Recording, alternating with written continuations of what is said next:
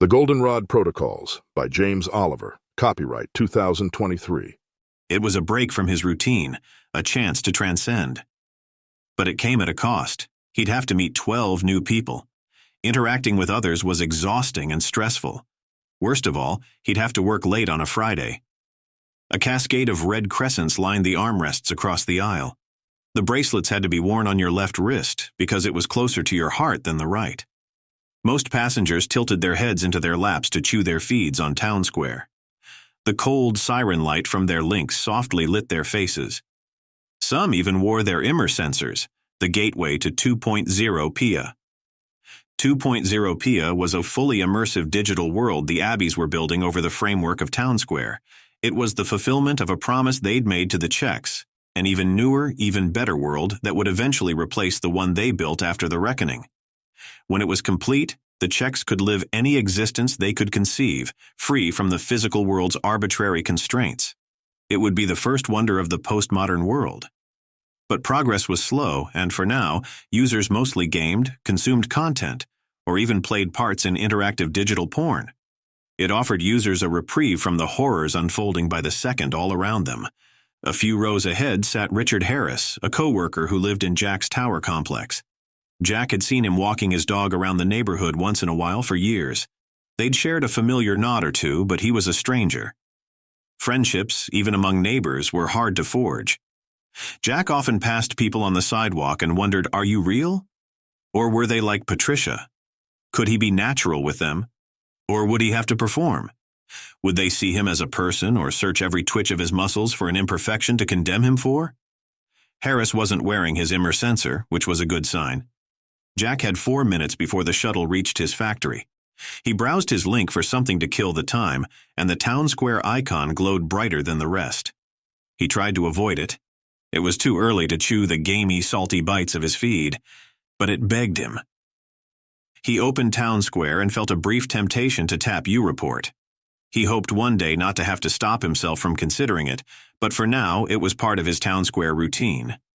He opened a news portal and unfolded the holospecs from his shirt pocket. He placed them over his eyes and fit the bud into his ear.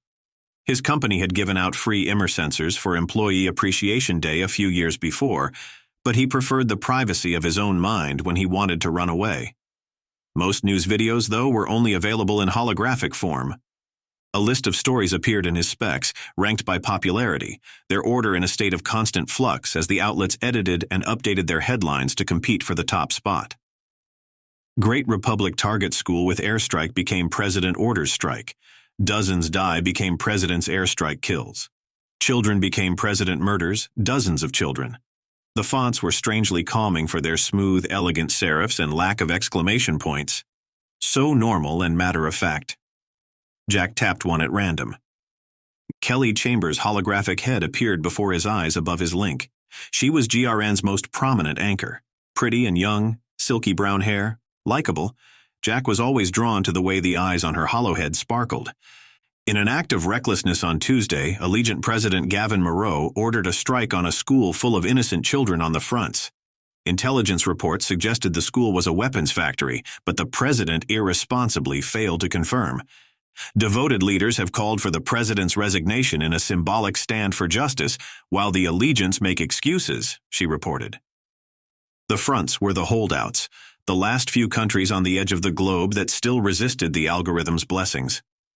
Jack's father had an old world map hanging on the wall in the living room when he was young. Here be dragons, it read on the frontiers beyond the known world, where the map makers assumed there was only danger. The fronts were where the dragons were. The people there were kept in the Dark Ages by despots and tyrants, but the Great Republic was determined to save them. Every once in a while, though, some of them had to die by accident to pay for the favor. Kelly spoke quickly. Reporters only had 10 seconds to tell their stories.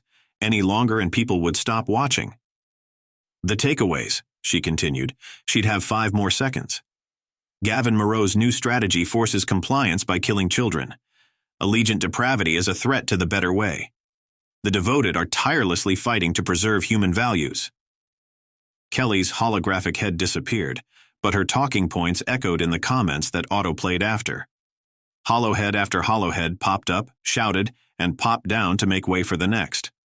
all competing with each other for praise and veracity, measured by the counts under the green checks and X's floating beneath their images. The first proclamation came from Serena Bell, from Great Britain Capital 4. Gavin Moreau is an infanticider. A brief pause between them gave Jack the chance to praise or condemn the comment by tapping either the check or the X. The check popped every time she was affirmed, and its counter recorded the vote: 722, then 736, 759. The X blipped whenever she was rejected: 72, 74, 75. Over 10 checks for every X. Serena had faithfully propagated the takeaways and received affirmation as a reward. Serena's hollowhead whooshed to the side to make room for the next.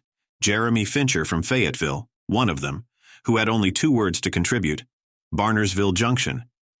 It was rare to find an allegiant showing interest in world events. Barnersville Junction was a hospital on the fronts near Monrovia. The previous president, Emma Machenbaum, leveled it with an airstrike, believing it was a rebel supply warehouse. The story barely made the news and quickly disappeared. Jack didn't pay much attention to politics. He might have forgotten about it if Barnersville wasn't such an ordinary name for such an exotic place. But Machenbaum was adored by devoteds, so no one seemed too bothered by it. Presidents were shielded from criticism for their misdeeds from their own party by the fact that, invariably, the previous president had committed the same atrocity. But now, no one seemed to remember. Jeremy received almost 100 X's for every check. Agi flickered under his head, short for agitator, and the flashing red label was a warning that his only purpose was to mock and disrupt instead of validate and inform. Jeremy failed to absorb and propagate, and those who'd succeeded had censured him. The shuttle touched down at its next stop. Jack pressed the bud deeper into his ear to make sure no one else could hear. "That's what happens when you refuse to deploy ground troops for visual confirmation," came the reply. Claude de Groot, Etterbeek GR Capital Metro, hovered under the hollowhead. Is he serious? Machenbaum was ruthless with airstrikes but refused to start a ground war.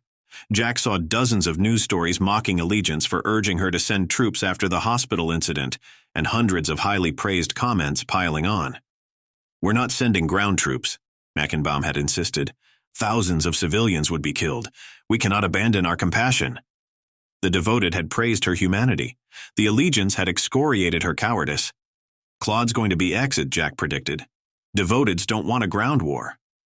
But the check count under Claude's comment proved him wrong. Over 1,000 checks and only 47 X's. The Emperor was wearing new clothes and the chameleons had changed colors to match. Jack was gobsmacked. He lifted the holospecs to his brow to see the ground below. There were more towns now that the shuttle was closer to the city. What happened to thousands would be killed.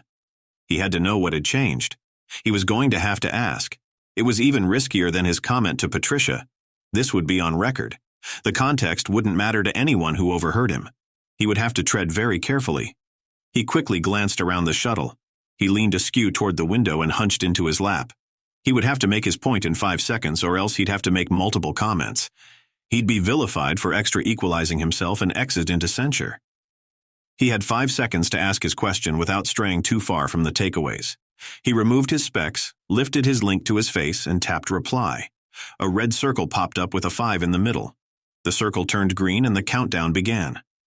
"I'm not an allegiant, but didn't Machenbaum warn that thousands would die if we sent ground troops?" He finished just in time. His thumb hovered over the send icon. "I'm going to regret this.